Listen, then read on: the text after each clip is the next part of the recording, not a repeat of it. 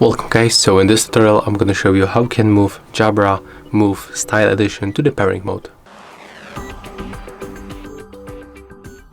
Okay, so the first you have to just turn them on by using this button, this one.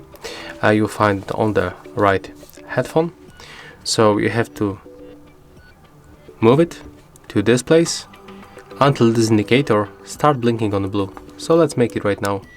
Click and hold. As you can see, it's blinking. We can release. It will right now move to the neutral position. You will also hear some voice notifications in your headset. So right now when you open the Bluetooth settings on our smartphone